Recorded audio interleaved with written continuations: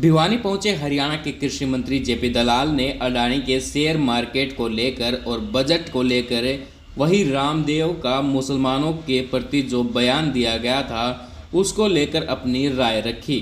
बता दें कि कृषि मंत्री जेपी दलाल शनिवार को भिवानी पहुंचे। उन्होंने अपने आवास स्थान भिवानी सेक्टर 13 में जनता दरबार लगाकर लोगों की समस्याएं सुनी।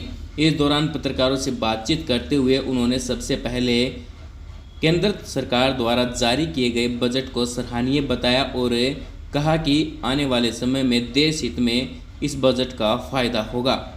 वहीं उन्होंने अडानी के शेयर मार्केट को लेकर भी अपना जवाब रखा। उन्होंने कहा कि अगर शेयर मार्केट ऊपर नीचे होता है तो इससे जो अमेरिका की कंपनी को क्या फ़र्क पड़ता है। उन्होंने कहा कि विदेशी ताकत हैं जो भारत को कमज़ोर करना चाहती हैं। इसके साथ ही रामदेव के बयान पर भी उन्होंने अपनी राय रखी। कृषि मंत्री ने क्या कुछ कहा, सुनिए। आप कैसे देखते हैं? बहुत ही शानदार बजट है।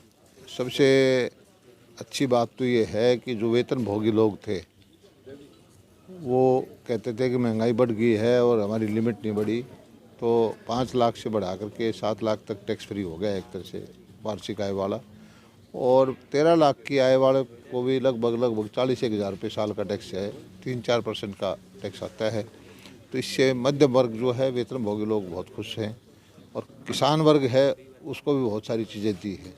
केसीसी की लिमिट 18 लाख का फंडिंग होती थी, वो 20 लाख कर दी करोड़ रुपए, और प्राकृतिक कृषि के लिए 1 करोड़ किसानों को अगले 3 साल में प्राकृतिक कृषि से जोड़ने का लक्ष्य रखा गया है। और हमारे भिवानी ज़िले के लिए, दक्षिण हरियाणा के लिए सबसे बड़ी बात यह है कि बाजरा पे विशेष ध्यान है, मिलेट्स पे। इसके लिए नई नई योजनाएं बनेंगी कि मिलेट्स उगाने वाले किसानों को फ़ायदा हो, मिलेट्स के प्रोडक्ट की मार्केटिंग हो। और अब जो G20 आएगा, राष्ट्राध्यक्ष आएंगे अमेरिका के, कनाडा के, यूरोप के, उनको सबको मिलेट्स का भोजन दिया जाएगा। तो किसानों को इससे बहुत लाभ होगा, क्योंकि वो जो उनको वहाँ तो पैदा होता नहीं, मिलेट्स हमारे देश में होता है, तो इसका भाव बढ़ेगा, इसका उपयोग बढ़ेगा। लेकिन सर देखा गया कि कृषि का ओवरऑल बजट जो वो कम हो गया, शिक्षा का कम हो गया, चिकित्सा का कम हो गया, और कहा जा रहा है कि एमएसपी को लेकर इसमें कुछ प्रावधान ही नहीं किया गया इस बजट में। ये विपक्ष कुछ न कुछ दुष्प्रचार करने में लगा रहता है। मान लीजिए बजट है 100 रुपये का, और उसमें किसी एक विषय का, कृषि का बजट है 20 रुपये का, और सारा बजट बढ़ जाए, हो जाए 1000 रुपये का, और कृषि का हो जाए 40 का, तो परसेंटेज कृषि का बजट तो दुगना हो गया, लेकिन परसेंटेज टर्म में कहेंगे 1000 का परसेंटेज कम हो गया। तो इस तरह की धारणाएं बनाना चाहते हैं। हर विषय, हर उसका बजट जो है बढ़ाया गया है। भारत जो है बढ़ती हुई अर्थव्यवस्था है, और सबसे ज़्यादा खुशी की बात है कि रेलवे का बजट है, रोड का है, एयरपोर्ट का है, इंफ्रास्ट्रक्चर का है, उस पर बहुत ध्यान है, और उसी से जॉब क्रिएशन होता है, उसी से देश का विकास होता है, और किसानों के लिए किसी भी चीज़ की कोई कमी नहीं छोड़ी गई।